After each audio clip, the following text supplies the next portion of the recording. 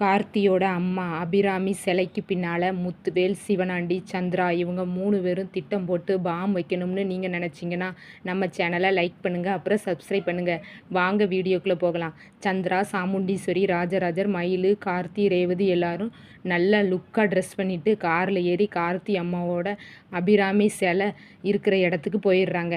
அங்கே போன உடனே அருணோட மனைவி, ஆனந்தோட மனைவின்னு எல்லாருமே சாமுண்டீஸ்வரியோட குடும்பத்தில் உள்ளவங்க எல்லாத்தையுமே வாங்க வாங்கன்னு வரவேற்காங்க. அப்புறம் ஆனந்தோட மனைவி எல்லாருக்கும் ஜூஸ் கொடுக்குறாங்க.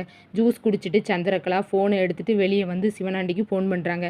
சிவனாண்டி ஃபோனை எடுத்து என்ன சந்திரான்னு கேட்க, சந்திராவும் சிவனாண்டிக்கிட்ட நம்ம ஆசிரமத்தோட சிலையை பாம்பு வச்சு வெடிக்க வைக்கணும், இதை திறந்துட்டாங்கன்னா என்னைய கார்த்தி அவங்க அம்மா அபிராமி சிலை முன்னாடி தூத்து பெருக்க வச்சிருவான், அது எனக்கு ரொம்ப அசிங்கமாக இருக்கும், யார் முன்னாடியும் தலை முடியாதுன்னு சந்திரா சொல்ல, அதுக்கு சிவனாண்டி நீ எதுக்கு அவங்க அம்மா சிலை முன்னாடி தூத்து பெருக்கணும், அதுக்கெல்லாம் நான் விட மாட்டேன், அந்த கார்த்தியை நம்ம ஜெயிக்கலாம்னு சொல்கிறான். உடனே சந்திரா பிளான் என்னன்னா பாமை அவங்க அம்மா சிலைக்கு பின்னால் பொருத்தணும், அதுவும் யாருக்கு தெரியாமல் பண்ணணும்னு சந்திரா ஃபோனில் சொல்கிறா.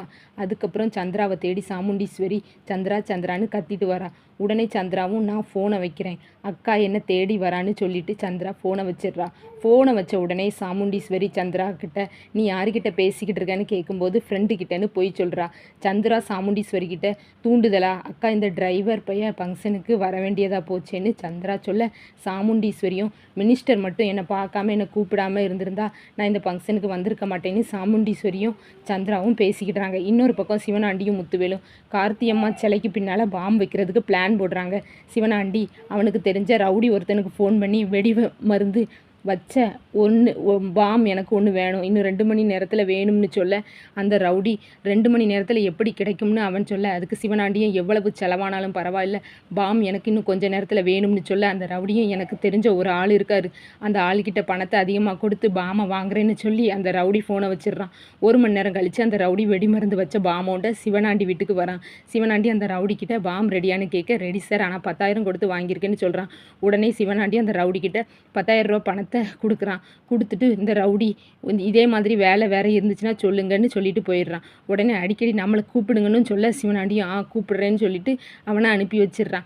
அதுக்கப்புறம் சிவனாண்டியும் முத்துவேலுவும் அந்த பாம்பை எடுத்துகிட்டு அந்த ஃபங்க்ஷனுக்கு போகலாம்னு முடிவு பண்ணுறாங்க.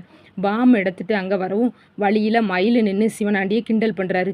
நாங்கள் ஃபங்க்ஷனுக்கு கூட்டா நீ உடனே வந்துடுவியா, உனக்கு வெக்கமான சூடு சொரணை எதுவுமே இல்லையான்னு கேட்கும்போது, விடுங்க மாமா, அவங்க வந்துட்டு போகட்டும்னு, கார்த்தியோட அம்மா ஃபங்க்ஷன் திறக்கிறத பார்த்துட்டு சாப்பிட்டுட்டு போகட்டும்னு நக்கலாக சிவனாண்டியையும் முத்துவேலையும் ரேவதி பேசிட்டு போகிறா.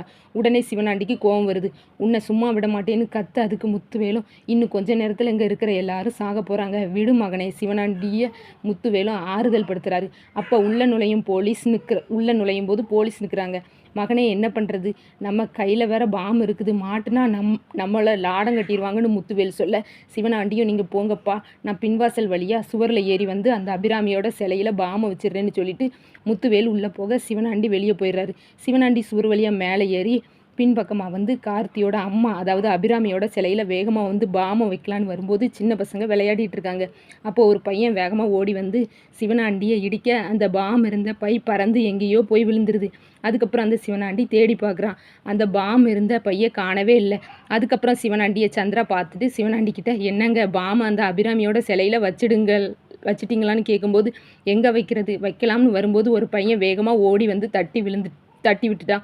பாம் இருந்த பை எங்கே விழுந்துச்சுன்னே தெரியலன்னு சிவனாண்டி சொல்ல, அதுக்கு சந்திரகலாவும் என்னங்க இது கவனமாக எடுத்துகிட்டு வர மாட்டிங்களா, இன்னும் கொஞ்சம் நேரம் தான் இருக்குது, அதுக்குள்ளே அதை தேடி அந்த அபிராமியோட சிலையில் வச்சுருங்க, அக்கா பார்த்துடக்கூடாது, நான் போகிறேன்னு சொல்லிட்டு சந்திரகலா கிளம்பிடுறா.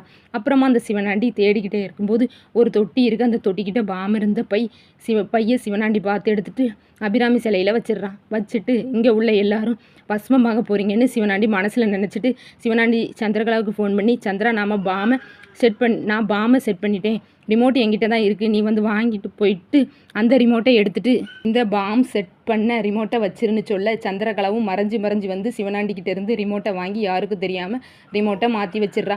அதுக்கப்புறம் பார்த்தீங்கன்னா ஃபங்க்ஷனுக்கு மினிஸ்டர் வராங்க. மினிஸ்டர் வந்த உடனே ரோட்டில் வெடி கொளுத்திட்டு எல்லோரும் மினிஸ்டரை வரவேற்காங்க.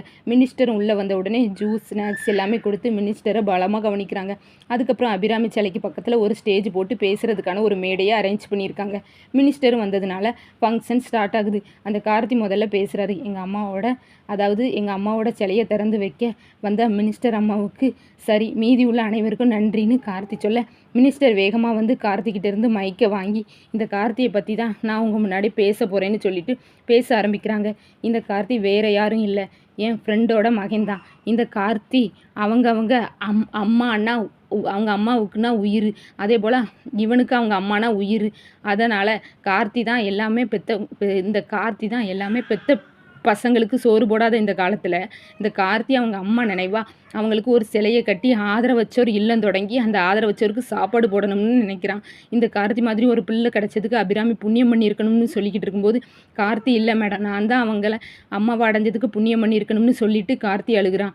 அவங்க என் கூட ரொம்ப நாள் இருப்பாங்கன்னு நினச்சேன், ஆனால் இப்படி பாதிலேயே என்னை விட்டுட்டு போவாங்கன்னு நினைக்கலன்னு கார்த்தி அழுகும்போது, மினிஸ்டர் அழாதீங்க, கார்த்தி உங்கள் அம்மா இறந்தாலும் அவங்களோட நினைவுகள் எல்லாம் உங்களே தான் சுற்றி வரும்னு கார்த்திக்கு அந்த மினிஸ்டர் ஆறுதலாக பேசுகிறான். உடனே ரேவதியும் வேகமாக ஓடி வந்து அழாதீங்க கார்த்தின்னு சும்மா சமாதானப்படுத்துகிறாங்க.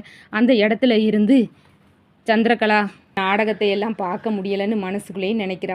முத்துவேல் சிவனாண்டிக்கிட்ட நாம் வந்த வேலை தான் முடிஞ்சுட்டேன், நம்ம கிளம்பலான்னு முத்துவேல் சொல்ல, சிவனாண்டி இருங்க, அப்பா அந்த அபிராமியோட சிலைக்கு சுக்கு நூறாக உடையிறத நான் பார்க்கணும், அந்த கார்த்தி அதை பார்த்து வேதனைப்படுறதையும் நான் பார்க்கணும், அதுபோக அதில் உள்ள எல்லோரும் சிதறணும், இந்த கண்கொள்ளா காட்சியை பார்த்துட்டு கிளம்பலாம்னு சிவனாண்டி முத்துவேல்கிட்டே சொல்கிறான். அப்புறம் சிவனாண்டி வந்து நம்மளோட சந்திராவுக்கு ஃபோன் பண்ணி, இன்னும் கொஞ்ச நேரத்தில் பாம் வெடிச்சிரும், அதனால் நீ அந்த இடத்துல இருந்து நகண்டு போயிரு அப்படின்னு சொல்லும்போது, சாமுண்டீஸ்வரி கிட்ட இருந்து சந்திரா விலகி போகிறா. உடனே சாமுண்டீஸ்வரி கூப்பிடுறா, என்ன கிளம்புற அப்படின்னு கேட்கும்போது, இல்லைக்கா 1 பாத்ரூம் போகிறேன் அப்படின்னு போய் சொல்லிட்டு அந்த இடத்துல இருந்து சந்திரகலா கிளம்புறா. சந்திரகலா தூரமாக போய், இன்னும் கொஞ்ச நேரத்தில் எல்லோரும் பஸ்பமாக போகிறீங்க, அதுக்கப்புறம் நான் தான் இந்த ஊரில் எல்லாமே, நானும் என் கணவரும் தான், என்னையும் என் கணவரையும் எவ்வளோ அவமானப்படுத்தியிருப்பீங்க, இனிமேல் நீங்கள் யாரும் இந்த உலகத்தில் உயிரோடு இருக்க மாட்டீங்க அப்படின்னு சொல்லிட்டு அந்த இடத்துல மனசில் நினச்சிக்கிட்டு இருக்கா. ஆனால் மயில் மாப்பிள்ளை என்ன இவங்க தனியாக வந்து நிற்கிறாங்க, ஏதோ காரணம் இருக்குன்னு மனசுக்குள்ளே நினைக்கிறாங்க. ரேவதியும் உடனே நினைக்கிறா. ஆனால் அவங்களுக்கு அது என்னன்னே தெரிய வரல. அடுத்த வீடியோவில் நாங்கள் மீதி உள்ள சீன்களை நம்ம பார்க்கலாம்.